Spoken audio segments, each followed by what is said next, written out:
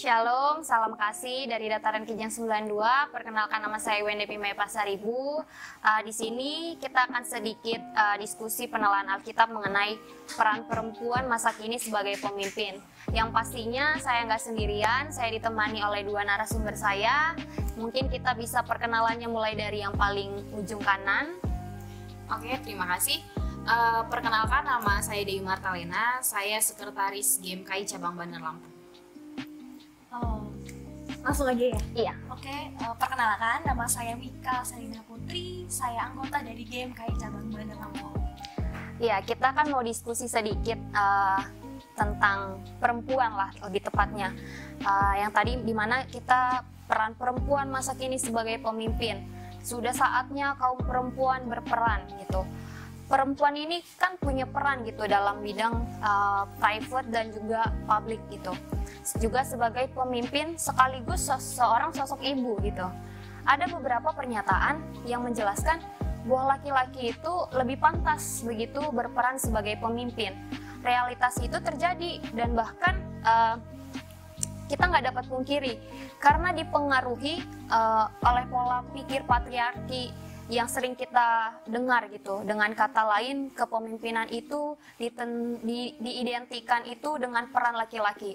Jadi menurut Kak Dewi sebagai sekretaris cabang, Mika juga, apa sih sebenarnya pendapat kita ini, pendapat kalian ini tentang perempuan yang memimpin?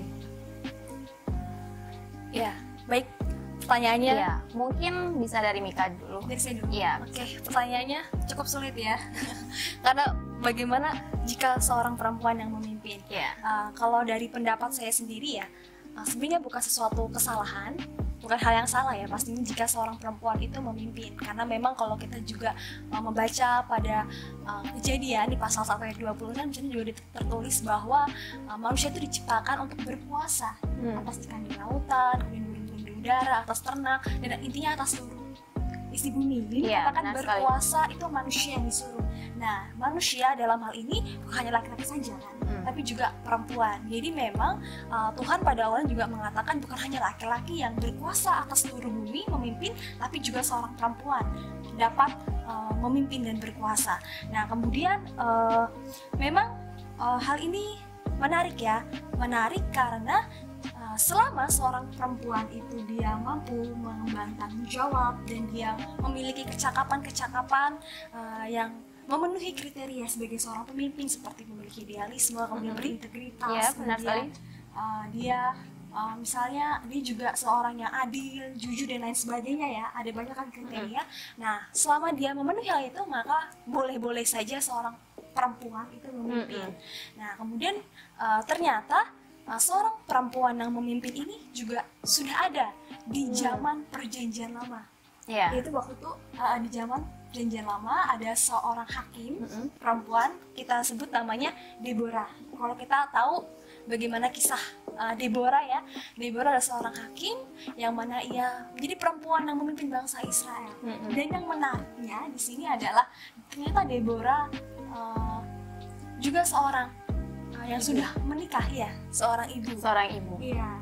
Jadi walaupun memang pada zaman itu pria itu mendominasi dalam kehidupan, maksudnya dalam pemerintahan, tapi ternyata Deborah ini memiliki keberanian dan bahkan pengikut-pengikutnya itu percaya dan menghormati Deborah sebagai pemimpin. Mungkin itu. Iya. Ya, mungkin udah cukup jelas gitu yang disampaikan oleh saudara Mika gitu. Mungkin aku sedikit menambahkan sih satu ayat lagi yang berisi seperti ini. Kita ambil dari Kejadian 2 ayat 18 gitu. Bunyinya seperti ini. Tuhan Allah berfirman, tidak baik kalau manusia itu seorang diri saja. Aku akan menjadikan seorang penolong baginya yang sepadan dengan dia. Dari kata-kata yang ada di Alkitab ini juga kita sudah bisa menerjemahkan bahwa Tuhan dari awal pun Tuhan sudah menciptakan perempuan itu sepadan dengan Allah. Artinya bahwa perempuan juga memiliki peluang yang sama untuk menjadi seorang pemimpin. Balik ke pertanyaan awal, bagaimana sih dengan perempuan yang memimpin gitu? Kalau saudara moderator menanya kepada saya, tentunya saya akan menjawab hal yang positif gitu. Itu adalah hal yang luar biasa ketika seorang perempuan menjadi seorang pemimpin gitu. Kenapa aku bisa berbicara seperti itu? Kita lihat deh realitasnya di ranah privat. Contohnya seorang ibu nih. aku langsung ke contoh dalam keluarga aku aja gitu kan. Contoh Kalau konkret tadi gitu ya. Nah, kalau tadi Mika berbicara terkait Deborah, Ada tokoh agama. di sini aku akan kembalikan ke ranah privat lagi. Iya. Nah, kita lihat seorang ibu. Seorang ibu itu bisa loh melakukan satu pekerjaan dalam satu kejadian. Misalnya gini, pada saat seorang ibu sedang menyuci, tapi pada saat itu juga dia juga bisa masak sambil masak. Itu contohnya tuh aku bisa lihat dari ibu aku sendiri gitu. Iya. Bahkan aku sendiri pun bisa belajar dari dia gitu. Iya, betul. Iya, benar. Bahkan bukan jadi suatu hal yang salah bahwa seorang ibu adalah juga seorang pemimpin. Bukan hanya seorang ayah bisa dibilang pemimpin, seorang ibu adalah juga seorang pemimpin gitu. Karena banyak hal yang bisa mereka lakukan dalam satu kejadian. Nah, kalau tadi kita bicara masalah tokoh Alkitab, kita balik ke, kalau kita ingat itu Perdana Menteri pertama perempuan India, itu kalau nggak salah namanya Indira Gandhi, itu juga seorang Perdana Menteri perempuan yang berhasil membawa India itu ke perubahan yang lebih baik. Indira mampu membawa masyarakat India itu keluar dari kelaparan Di India. Nah, walaupun pada saat itu memang saat dia memimpin banyak kontroversial yang terjadi di situ. Tapi kan pada faktanya dia bisa membuktikan bahwa perempuan ternyata bisa loh membawa kita ke arah yang lebih baik gitu. Jadi balik lagi terkait bagaimana dengan perempuan yang memimpin. Ya itu it's okay, fine aja ketika memang semuanya memenuhi kualifikasi. Malah lebih bagus. Malah itu lebih bagus karena apa, dari multitasking aja mereka bisa buat gitu loh. Mereka bisa melakukan hal multitasking itu. Apalagi seorang perempuan disuruh memimpin. Artinya kan hal-hal yang sudah bisa dipertanggungjawabkan untuk perempuan itu bisa dia lakukan gitu. Mungkin dari aku sih itu. Ya berarti sama yang seperti di awal tadi yang kita bicarain gitu, perempuan sebagai pemimpin, juga perempuan sebagai seorang ibu gitu, dimana perempuan yang seperti tadi Mika bicarakan seperti seorang tokoh di dalam Alkitab, dan juga seperti yang Kak Dewi bicarakan gitu, dimana kita ini sama, bahkan bagus gitu, dimana ada perempuan itu sebagai pemimpin. Bahwasanya di mana perempuan itu, bahkan khususnya perempuan Indonesia ya, bisa kita bilang itu boleh ambil bagian dalam kepemimpinan, harus berdaya gitu, terus bisa dalam kesehatan juga, bisa juga dalam kepemimpinan dalam bidang politik juga, tanpa tapi melupakan kodratnya atau aspeknya sebagai biologis lah gitu, bisa dibilang bukan karena egois lah pastinya. Ya karena memang gini sih, ketidaksetaraan gender itu sebenarnya itu muncul dari konstruksi sosial di masyarakat. Nah, jadi konstruksi sosial itu adalah keadaan di mana hal-hal realitas itu terus terjadi di masyarakat bila secara subjektif gitu. Jadi sebenarnya kesetaraannya itu ya dari pemikiran-pemikiran masyarakat yang muncul. Nah, kalau kita bicara masalah gender itu adalah perbedaan kedudukan, perbedaan peran, tanggung jawab antara laki-laki dan perempuan. Nah, itulah sebenarnya yang membuat perempuan itu seolah-olah selalu dipojokkan dengan adanya sistem patriarki ini tadi. Nah, patriarki kan dia selalu mendominasi bahwa laki-laki yang memegang kekuasaan, bahwa laki-laki yang selalu mendominasi gitu.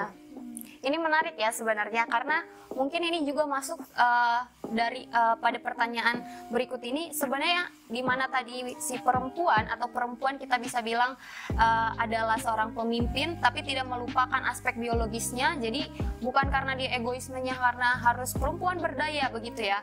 Jadi kan begini, kan nggak mungkin juga dong kesetaraan gender nih, terus kita harus nyuruh laki-laki juga bisa melahirkan, bisa benar sekali. Gitu. Karena apa? Kadang kita selalu keliru sih mengartikan arti semua kesetaraan gender gitu. Makanya kadang-kadang suka dibercandain kan, katanya kesetaraan gender, yaudah lu angkat aja galon, yaudah lu sama mbak. Sebenarnya kan kesetaraan gender bukan hal-hal sepele seperti itu loh yang harus. Tapi itu yang sebenarnya yang kita mau diskusikan sedikit, dimana sebenarnya apa sih pendapat kalian juga tentang yang liberalisme perempuan dan feminisme yang itu kesannya tuh seperti menentang pria gitu. Benar apa salah nggak sih itu, dan apa sih seharusnya menurut kita seperti apa yang harus dilakukan gitu? Oke, dari aku ya. Kalau kita balik lagi, kita juga harus tahu juga kan apa sih feminisme itu. Jadi feminisme itu adalah gerakan sosial di mana yang tujuannya untuk menggerakkan kesamarataan antara laki-laki dan perempuan seperti itu. Nah, feminisme itu menurut aku bukan suatu gerakan yang salah. Nah, kenapa mungkin bisa dibilang salah? Itu adalah feminisme yang keliru gitu. Karena banyak mungkin beberapa orang awam akan berpendapat bahwa segala feminisme itu adalah hal yang salah. Karena apa? Ada beberapa hal yang membuat feminisme itu menjadi keliru sebenarnya. Jadi sehingga itu akan disebut-sebut sebagai menentang feminisme yang menentang gitu. Yang pertama adalah membenci laki-laki. Feminisme tidak mengajarkan kita untuk membenci laki-laki gitu. Karena apa? Pada dasarnya walaupun kita berada pada gerakan feminisme, kita juga butuh keterlibatan laki-laki untuk mendukung kita di situ. Karena itu balik lagi ke ayat Alkitab tadi bahwa kita diciptakan itu adalah untuk sepadan. Artinya kita melakukan segala sesuatu itu lebih baik itu dengan bersama. Kemudian yang kedua, mencapai kesetaraan feminisme itu harus melemahkan laki-laki. Nah ini nih kaum-kaum yang egois nih. Kadang ketika kita sudah digaungkan dengan kata setara, dia kayak seolah-olah ya udah zamannya setara. Jadi melupakan aspek biologisnya, kodratnya. Jadi gue udah sama kayak lu, ya udah apapun yang gue lakuin itu harus bisa lo lakuin, dan lo yang apapun yang lo lakuin itu juga bisa gue lakuin. Jadi gitu, pemikiran-pemikiran yang seperti itu sebenarnya yang membuat feminisme itu menjadi sesuatu yang apa sih, ini gerakan feminisme ini kan yang menentang laki-laki nih. Nah itu pemikiran-pemikiran yang nggak ini ya, menurut aku masih primitif banget gitu. Oke, terus yang ketiga, ini juga menurut aku feminisme yang keliru gitu. Feminisme yang hanya membantu perempuan katanya gitu. Padahal enggak loh. Kaum feminisme itu enggak hanya pure untuk membantu permasalahan atau hanya untuk menyetarakan perempuan, atau menyuarakan hak perempuan, enggak. Dan permasalahan-permasalahan yang lainnya, misalnya kayak permasalahan laki-laki itu sebenarnya juga di sini itu akan kita ini kan juga suarakan juga gitu, karena nggak bisa dipungkiri bahwa kekerasan itu nggak hanya terjadi pada perempuan, pada laki-laki pun itu terjadi gitu loh. Karena dulu kebetulan memang skripsi aku tuh ngebahas masalah ketidakadilan gender gitu. Ternyata sosiologi ya. Ternyata yang dibahas itu nggak hanya kekerasan terhadap perempuan, tapi kekerasan terhadap laki-laki. Cuman bedanya, kenapa sih selama ini yang kita dengar di berita atau di media hanya kekerasan terhadap perempuan yang selalu di-up, karena terhadap laki-laki itu enggak. Nah, jadi itu di sana mereka itu seperti terkonstruksi lagi bahwa ketika laki-laki mengalami kekerasan atau ketika laki-laki itu mengadukan hal yang menurut mereka itu ada hal yang lemah, mereka akan merasa mereka itu ada di bawah, sudah dibully. Karena itu balik lagi ke tadi tekanan itu tadi. Budaya patriarki itu tadi yang mendominasikan laki-laki, bahwa laki-laki harus pemimpin, memegang kekuasaan. Nah itu tadi yang membuat selalu tangguh ya, membuat ya bahkan dia mengatakan tidak boleh menangis. Nah itu sebenarnya salah. Berarti pemikiran-pemikiran seperti itu ya yang sebenarnya kekeliruan yang kita itu enggak. Kalau untuk gerakan feminismenya itu hal yang salah menurut aku. Kalau dari Mika sendiri mungkin tentang tadi ya, apakah tentang pendapat tadi liberalisme perempuan dan feminisme yang menentang pria. Nah, jadi kalau menurut pendapat saya, kita juga harus mulai dulu nih. Kita harus tahu bagaimana sejarah dari gerakan feminisme ini hadir.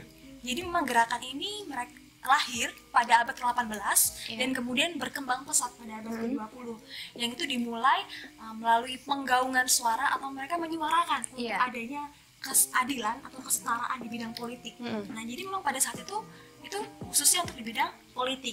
Tapi setelah kita dalami dan kita kaji yang terjadi pada saat ini, ternyata pengertian ini seperti mengalami pergeseran secara filosofis, ideologis dan lain sebagainya ya, atau sosiologis juga ada pergeseran makna. Jadi sehingga tadi juga Sekcap katakan kan bahwa adanya kesetaraan di mana siapapun bisa galon dulu siapa nih, mbak dulu siapa. Nah inilah ternyata sebuah mindset atau pola pikir yang salah tentang arti feminisme tersebut. Nah jadi kalau misalnya itu salah atau tidak, tadi kan itu pasti sesuatu hal yang salah. Itu sangat salah. Saya katakan teman-teman itu salah, teman-teman, itu bukan arti gerakan feminisme yang sesungguhnya. Jadi itu juga dalam firman Tuhan itu juga dikatakan memang bahwa manusia itu kita harus hidup dalam keadilan. Ini juga Sekcap juga sudah jelaskan bahwa ternyata bukan hanya perempuan yang melakukan gerakan ini, tapi juga ternyata laki-laki. Karena kita juga mungkin nggak tahu, kita nggak tahu juga ya, pihak laki-laki itu dirugikan akibat adanya gerakan feminisme ini atau liberalisme perempuan. Karena kan itu tadi balik lagi, karena ada beberapa orang mungkin yang menganggap bahwa ya laki-laki itu harus tangguh itu tadi perspektif itu sih sebenarnya yang membuat mereka jadi tidak mau terlibat gitu dalam gerakan feminisme, karena kan memang nggak hanya perempuan gitu loh yang ada dalam gerakan feminis, bukan hanya perempuan yang dirugikan gitu. Iya benar. Berarti ada hubungan gitu ya, sebenarnya harus bersinergi juga antara perempuan dan harus ya, nggak bisa enggak gitu. Iya sih, agak menarik sih sebenarnya. Sama mungkin ini pertanyaan terakhir juga mungkin karena kita bicara tentang perempuan perempuan itu juga bisa memimpin, perempuan itu ibu sebagai ibu juga, dimana adanya tadi tiba-tiba kita bicarakan tentang patriarki, tentang feminisme gitu. Terus ini pertanyaan terakhir, sebenarnya masih ada nggak sih kendala yang menghalangi kaum perempuan, bahkan mungkin kita bisa bicarakan khususnya Sri Kandi GMKI gitu, untuk berperan aktif dalam 3 medan layan. Kan kita punya 3 medan layan begitu. Mungkin bisa dari Kak Dewi dulu gitu sebagai. Pastinya untuk segala sesuatu pasti ada kendala gitu. Iya. Mungkin kalau ditanya terkait apa sih kendalanya perempuan atau terkhususnya Sri Kandi GMKI ini untuk berperan aktif di 3 medan layan, ada gereja, perguruan tinggi, dan bahkan masyarakat gitu. Aku membagi kendala ini dalam 2 kendala. Yang pertama itu adalah kendala internal dan eksternal. Kalau bicara terkait kendala internal, tentunya itu berasal dari diri kita sendiri. Misalkan kita itu tidak percaya diri, insecure, atau bahkan kita takut. Sebenarnya dan pemikiran mindset yang menganggap bahwa itu tadi balik lagi kepada budaya patriarki itu. Karena kita udah terkonstruksi dengan adanya budaya patriarki, jadi selama kita berada di ruang lingkup organisasi, jadi untuk jadi semangat yang menggebu-gebu itu menurut aku yang kayak kita tuh kurang, karena insecure itu tadi, merasa tidak percaya diri. Ada laki-laki kok, ya mungkin dia lebih mampu lah, mungkin yang lebih ini, bukan cuma perempuan. Nah, pemikiran-pemikiran itu yang membuat kita tuh kurang berperan aktif gitu. Nah, kemudian kalau bicara masalah terkait kendala eksternal, tentunya itu berasal dari luar diri kita sendiri, misalkan dari keluarga, lingkungan, masyarakat, atau bahkan gereja. Contoh simpelnya deh dari keluarga gitu. Aku berkaca dari lagi-lagi ke keluarga aku gitu ya, berbicara masalah faktor-faktor yang tidak mendukung lah menurutku seperti itu gitu. Kadang gini, di rumah itu justru di situ ada praktek patriarki. Kenapa aku bilang seperti itu? Ada pembeda cewek, perempuan dan antara perempuan dan laki-laki. Bagaimana kita mau menggaung-gaungkan yang namanya kesetaraan gender di luar sana, seperti di dalam rumah saja kita seperti dikerangkeng gitu. Misalkan contohnya, nih kita anak organisasi, terus ya kita tahu sendiri, apalagi khususnya di GMKI yang namanya menjalankan roda-roda organisasi, tentunya kita di waktu yang malam atau bahkan di luar jam yang mungkin menurut batas normal orang tua itu di luar batas mereka ya. Jadi ya kadang kamu ini perempuan kenapa sih harus keluar malam-malam? Kamu ini perempuan, harusnya kamu di rumah, kamu ini perempuan, bla bla bla, dengan hal-hal yang seperti itu ya sebenarnya yang menghambat gitu loh, yang membuat semangat kita tuh jadi yang kayak jadi nggak percaya diri. Jadi intinya jadinya kita merasa terkurung di dalam itu. Jadi apapun yang mau kita lakukan kita merasa terhambat gitu. Nah, kalau di dalam masyarakat atau perguruan tinggi, mungkin dalam perguruan tinggi nih misalkan kita belajar dari pengalaman aja ya, kan bicara masalah kendala kan pastinya kan ada lebih konkret lagi kalau kita langsung contohnya aja gitu. Jadi dulu waktu kuliah itu ada aku termasuk aktif di kampus gitu, Nah, jadi di kampus ini membentuklah suatu kepanitiaan gitu kan, Tapi gini, pada saat pemilihan ketua, mereka tuh langsung ngecep gitu. Oh, ini ketuanya si ini kan. Kenapa ketuanya itu? Katakan kayak gitu. Ya udahlah, cowok lebih pantas jadi ketua, lebih ini juga, tahan juga begadang sama pulang malam. Dari sini aja kan kita langsung udah ada gap ya itu. Kenapa sih selalu menganggap perempuan itu itu sering banget gitu loh. Kenapa sih kita perempuan itu selalu yang namanya di nomor 2 kan gitu. Berarti ternyata selain dari gue nggak percaya diri, dari rasa insecure gue, rasanya gue dari keluarga yang udah dilarang, kampus aja di ranah kampus aja ternyata juga kita sudah dikelilingi dengan budaya patriarki itu gitu. Misalkan kayak di gereja juga kebanyakan pemimpin itu yang aku lihat adalah pemimpin laki-laki gitu. Jarang yang namanya ada pemimpin perempuan perempuan, bukan karena sumber dayanya yang kurang sih menurut aku, bahkan justru di sana kebanyakan mendominasi perempuan.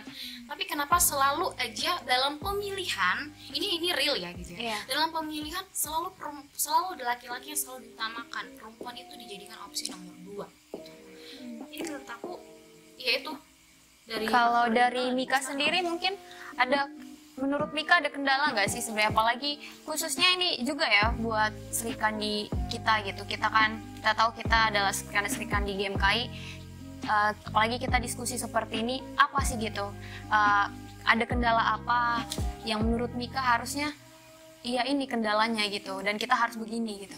Iya, memang kalau kita berbicara tentang kendala-kendala yang dihadapi oleh Sri Kandi GMKI Bandar Lampung dalam 3 bidang lainnya, ada masyarakat, gereja, dan perguruan tinggi. Tadi juga mungkin saya juga sudah jelaskan kan, tadi ada begitu banyak kendala-kendala, karena memang kalau saya boleh tarik sebuah benang merahnya di sini adalah adanya sebuah tatanan dan juga perspektif masyarakat ini terhadap budaya sosial ini sangat kuat, akarnya sangat dalam, dan ternyata memang budaya ini bukan hanya pada zaman kita aja, bukan hanya zaman masa kini, itu juga sudah terjadi pada zaman perjanjian lama. Tadi juga kita sudah bahas tentang Deborah kan, saya juga sudah mengatakan bahwa pada zaman Deborah menjadi hakim itu adalah suatu masa di mana ternyata pria itu mendominasi dalam segala aspek kehidupan. Nah, jadi itu juga sudah terjadi kan, budaya patriarki kan, dan itu memang sudah turun temurun. Nah, jadi memang ini sesuatu hal yang menurut saya kompleks ya, tapi kalau misalnya kita ada sebuah kesepakatan, kita saling bekerja sama, saya rasa ini dapat disembuhkan dari pola pikir yang mungkin primitif ya. Karena ini kan ada bisa dibilang di mana semua nilai-nilai atau cara pandang yang digunakan pada zaman dulu itu mungkin tidak sesuai dengan perkembangan zaman ini. Nah, kemudian juga bicara tentang peran perempuan Sri Kandi ya, Sri Kandi di gereja. Ini saya membahas lebih kepada aspek perempuan sebagai pemimpin ya. Kita juga sering mendapatikan bahwa koordinator youth gereja, pemuda gereja itu lebih diutamakan pemimpinnya adalah laki-laki. Dan juga pimpinan gereja juga diutamakan laki-laki. Nah, ini seperti belum adanya teladan tentang keadilan dalam gender seperti itu. Padahal Tuhan tidak melarang kan ya. Nah, ini yang mungkin yang kita mungkin juga harus mengerti ya. Jadi memang ternyata ini juga terjadi kan di kampus, sama seperti yang tadi Sekcap alami, itu di mana ada ketidakadilan yang terjadi di kampus juga ya. Saya juga punya pengalaman terkait hal ini. Waktu itu memang ada sebuah pemilihan koordinator atau ketua koordinator dan sekalian ketua pelaksana ya waktu itu ya. Jadi dia tuh yang menanggapikan acara ini. Mereka bilang ini memang dikhususkan untuk pria. Karena apa? Malah dikhususkan ya? Iya, malah bilangnya seperti ini, kalau bisa ketuplaknya adalah laki-laki, karena ini adalah acara eksternal di mana harus berkoordinasi dengan pihak A, B, kemudian ada sebuah kendalanya bukan hal yang kecil, karena menyangkut membawa nama kampus dan lain sebagainya. Nah, di situ saya sangat menentang hal itu. Mengapa seperti itu? Apakah perempuan tidak bisa? Itu kan untuk menjadi seorang katuplak. Seharusnya tidak bisa dong. Ini adalah dunia pendidikan, ini lembaga pendidikan. Bagaimana bisa lembaga pendidikan menjadi tempat bertumbuhnya budaya patriarki? Nah, itu suatu hal yang aneh ya. Iya. Tapi kita agent of change. Benar. Tempat bertumbuhnya budaya patriarki masih ada. Budaya primitif tadi ya, yang selalu turun temurun. Iya. Memang walaupun akhirnya memang saya terpilih menjadi ketuplak, tapi ini adalah hal yang serius ya, untuk Sri Kandi juga berhasil mengaruhi. Iya, bagus. Ini tepuk tangan. Ya, itu pada saat itu memang kendalanya cukup menegangkan waktu itu.